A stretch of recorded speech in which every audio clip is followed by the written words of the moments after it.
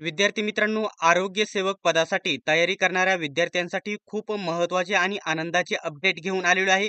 आरोग्य सेवक, झेडपीचे आरोग्य सेवक जे आहेत त्यांच्यासाठी महत्त्वाचे अपडेट आहे. त्यांच्यासाठी सेवा प्रवेश नियम आलेले आहेत. पात्रता बदललेली आहे. एस-आय कोर्सची गरज नाही लागणार आहे की नाही ते पुढे सांगणार आहे. एम-पी-डब्ल्यूची गरज आहे की नाही संपूर्ण माहिती सांगणार आहे. फक्त व्हिडिओ शेवटपर्यंत बघा आणि अशाच प्रकारच्या माहितीसाठी अजूनही चॅनलला सबस्क्राईब केले नसेल तर सबस्क्राईब करा आणि बेल आयकॉनलाही ऑन करून घ्या. तर विद्यार्थी मित्रांनो, जास्त वेळ वाया न घालवता आपण व्हिडिओला सुरुवात करूयात. आता या ठिकाणी बघू शकता जो सेवा नियम प्रवेश प्रसिद्ध झालेला आहे तो कोणत्या तारखेचा आहे हे बघणे गरजेचे आहे. तर बघू शकता परवाच्या दिवशी रात्री आलेला आहे, परंतु काल सर्वत्र प्रसिद्ध झालेले आहे. 17 डिसेंबर 2025 हा सेवा नियम प्रवेश आहे. इथं बघू शकता महाराष्ट्र शासन हे एक राजपत्र आहे, याच्यामध्ये बदल होणार नाही. आता असाधारण भाग 4. तर या ठिकाणी बघू शकता प्राधिकृत प्रशासन ग्रामविकास विभागाअंतर्गत हे या ठिकाणी परिपत्रक प्रसिद्ध करण्यात आलेलं आहे. हा सेवा नियम प्रवेश आहे. कोणासाठी आहे तर बघू शकता महाराष्ट्र शासनाने महाराष्ट्र अधिनियमांद्वारे या ठिकाणी नियमित केलेले. तर हा या ठिकाणी महाराष्ट्र अधिनियम कधीचा आहे तर सर्वांना हा प्रश्न जीके मध्ये नेहमी विचारला जातो. तर 1961 चा हा अधिनियम आहे. आता जेवढी जेवढी महत्वाची माहिती आहे तीच सांगणार आहे. जो मेन मुद्दा आहे तोच डायरेक्ट मी तुम्हाला सांगणार आहे. तर या ठिकाणी बघू शकता नियम, या नियमाला या ठिकाणी सुधारित नियम 2025 असे संबोधण्यात येईल असे त्यांनी म्हटलेलं आहे.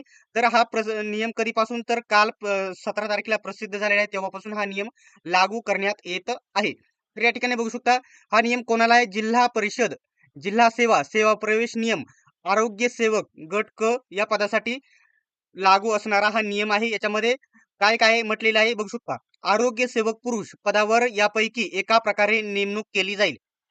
पहिली नेमणूक आहे पदोन्नतीने. ते पदोन्नती कोणा आता गट ड चं एक पद आहे. कोणत्या नावाचं? परिचर नावाचं. गट ड चं परिचर नावाचं जे पद आहे हे लक्षात घ्या. या पदावरती जे आधीच कामाला आहे त्यांनी 3 वर्ष सेवा किंवा 3 वर्षापेक्षा जास्त सेवा केली. त्यांना या ठिकाणी पदोन्नती दिली जाते आरोग्य सेवक मधून. आता एक तुम्हाला एक समजावून सांगतो. आता समजा आरोग्य सेवकच्या एखाद्या या ठिकाणी जिल्ह्यामध्ये, एखाद्या जिल्ह्यामध्ये किती जागा? 100 जागा रिक्त आहेत. किती? 100 जागा रिक्त आहेत. त्याच्यापैकी 25 जागा कशा भरल्या जातील?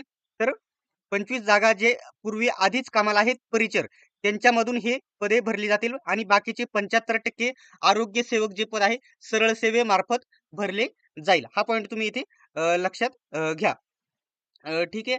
आता यांनी काय म्हटलेलं आहे पुढे बघू शकता. वयोमर्यादा सर्वात पहिल्यांदा इथे सांगतो. वयोमर्यादा आरोग्य सेवक जी सरळ सेवेने आपली जाहिरात येणार आहे 2026 मध्ये, ज्याच्यामध्ये म्हटलेलं आहे बघू शकता. वयोमर्यादा या ठिकाणी किमान म्हणजे कमीत कमी 18 वर्ष त्याने पूर्ण केलेले असावे आणि जास्तीत जास्त जर असेल तर त्याने किती तर जाहिराती शेवटच्या तारखेपर्यंत बघू शकता व्यक्तीचे वय 38 वर्षापर्यंत जास्त पेक्षा जास्त असू नये. हे ओपन कॅटेगरी वाल्यांसाठी आणि ज्यांना आरक्षण आहे एस-सी, एस-टी, ओबीसी तर या ठिकाणी 43 वर्षापर्यंत फॉर्म भरू शकतात. हे लक्षात घ्या. त्याच्यानंतर दुसरा पॉइंट इथं बघू शकता शैक्षणिक पात्रता. आता या ठिकाणी आधी एम-पी-डब्ल्यू वगैरे कोर्स लागत होता. एस-आय कोर्स आधी आलेले होते. तेच पुन्हा आहे, परंतु आता झेडपीचा हा स्पेशल प्रसिद्ध झालेला सेवा नियम प्रवेश आहे. बघू शकता विज्ञान या विषयासह उच्च माध्यमिक शालांत प्रमाणपत्र परीक्षा उत्तीर्ण असणे गरजेचे आहे. म्हणजेच विज्ञान विषयासह म्हणजे तुम्ही या ठिकाणी फक्त 12वी सायन्स असणे गरजेचे आहे. 10वी पासवाले याच्यामध्ये फॉर्म भरू शकत नाही.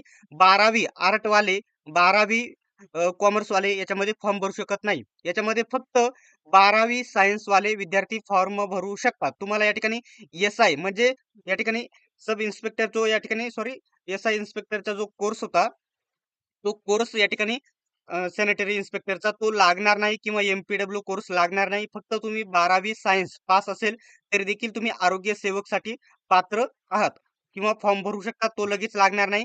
त्याच्यानंतर तुम्ही पास झाल्याच्या नंतर तुम्हाला या ठिकाणी 12 महिन्यांचे या ठिकाणी मूलभूत प्रशिक्षण म्हणजे ट्रेनिंग होईल तुमची नागपूर यांच्या कार्यालयाकडून. ठीक आहे.